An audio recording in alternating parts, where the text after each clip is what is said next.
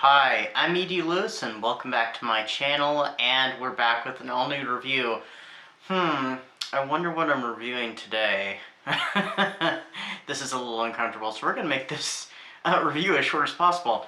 I am reviewing The Invisible Man by H.G. Wells. It was published in 1897, and yeah, I mean, it's going to have some spoilers, but this book's been out for a while. I'm usually pretty good about that, even when books have been out for a while, but you know what?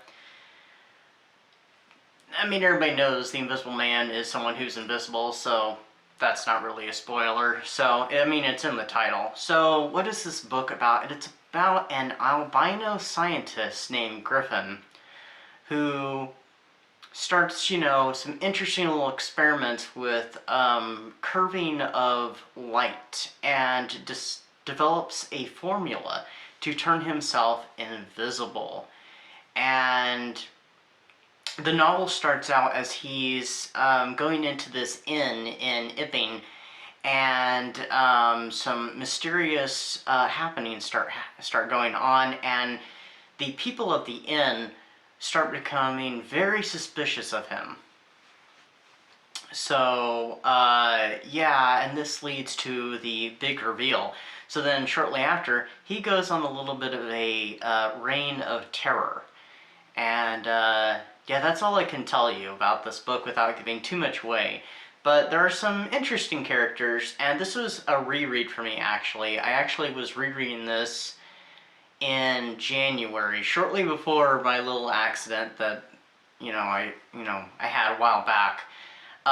Completely unrelated to all this, of course, because this is my little gimmick for this video. Unfortunately, though, I had to stop physically reading it, and I had to switch to an audio to finish. You all know why at the time. But yeah, I had read this years ago, because I'd been a big fan, I'm a big fan of the Universal Studios monster movies, and I'd been, a fan of the old James Whale movie from 1933, so eventually I read it, and I think I remember liking it better the first time around, but I was also a little surprised that it didn't have certain elements from the film, such as the romance and stuff like that. I mean, the film is fairly faithful, and H.G. Wells did sign off on that adaptation, but,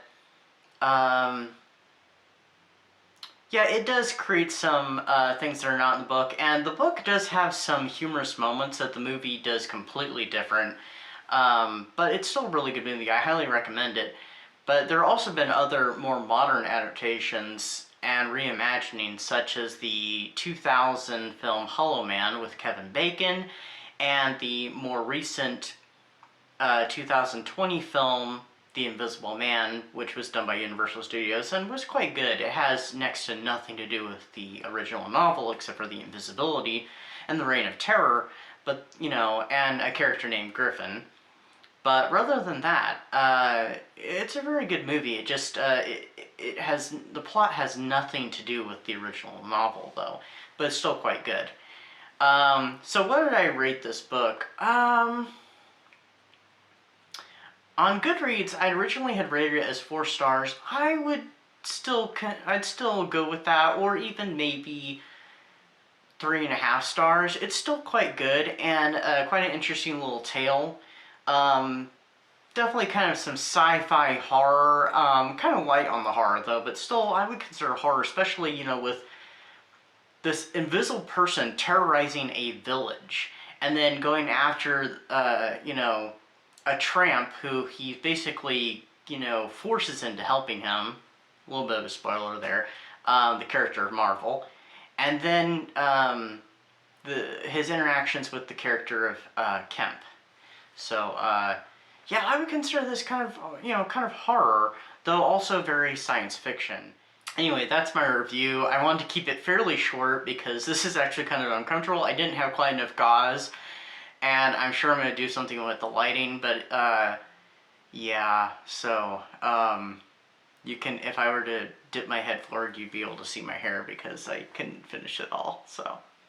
This was not what I wanted to do, because I wanted to figure out some way of having some visual effects but it didn't work out. So anyways, hope everybody's enjoying whatever you're reading at this time. I'm not sure when this video is going up. It may go up really soon, or I may just keep it in my back pocket for a rainy day.